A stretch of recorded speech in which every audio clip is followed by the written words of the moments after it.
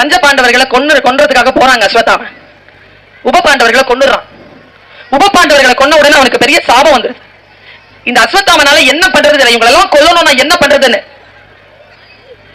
துரோணாச்சாரியாருடைய பையங்க அஸ்வத்தாமன் இறந்தான் என்பதற்காக தன் கழுத்தை தானே அழுத்துட்டு சாக வைத்த தர்மனை அந்த கிருஷ்ணனை எல்லாரும் கொல்லணும்னு முடிவு பண்றான். நான் ஒண்ணு சொல்றேன் பாருங்க, எல்லார்கிட்டையும் எல்லோரையும் அழிப்பதற்கான ஆயுதம் இருக்கு. அது செல்லுபடி ஆகுமா செல்லுபடி ஆகாதான்றது நாம தான் முடிவு பண்ணணும். நம்ம கிட்ட இருக்கு அந்த ஆற்றல். எவ்வளவு பெரிய பவர்ஃபுல்லான ஆட்களாவது இருக்கட்டும், அந்த பவர் நம்மளை தாக்கணுமா இல்லையான்னு நான் தான் முடிவு பண்ணணும். ஏன்னா ஐ எம் மோர் பவர்ஃபுல்னு நீங்க நினைக்கணும். அந்த பவர்ங்கிறது என்னதுன்னு அந்த ரகசியத்தை சொல்லிட்டு போறேன். அவன் வராங்க அஸ்வத்தாமன், பஞ்ச பாண்டவர்கள் அப்படி நிக்கிறாங்க. அந்த பெரிய சேனை நிக்குது, கிருஷ்ணன் நிக்கிறான்.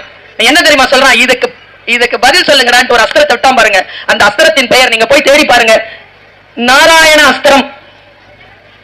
நாராயண அஸ்திரங்கிறது உலகத்தை அழிச்சிடும். அந்த நாராயண அஸ்திரத்தை இல்லாமல் ஆக்கினாங்க கிருஷ்ணன். ஆச்சரியமா பார்க்கிறேன் நான் கிருஷ்ணனை. ஏன் அவனை அவ்வளவு கொண்டாடுகிறார்கள், ஏன் அவனை கடவுள் என்று சொல்கிறார்கள், என்ன இருந்தது அவனிடத்தில் பாருங்க, என்ன குணம் பாருங்க. ஒன்னு சொன்னா, நாராயண அஸ்திரத்தை ஜெயிக்க முடியாது, எல்லோரும் பணிந்து கொள்ளுங்கள். பஞ்ச பாண்டவர்களையும் பணிய வைத்தான், எல்லா சேனைகளையும் பணிய வைத்தான், தானும் அதற்கு முன்னால் பணிந்து கொண்டான். எதை வெல்ல முடியாதோ அதற்கு முன்னால் பணிந்து கொள்வது என்கின்ற அறிவு ஞானம் கிருஷ்ணர் மூலமாக நமக்கு கிடைக்குது. நம்ம எல்லாருமே பணிஞ்சோமா இல்லையா? கொரோனாங்கிறது சின்ன வைரஸ் தானே, வெளில போனவெல்லாம் செத்தான்.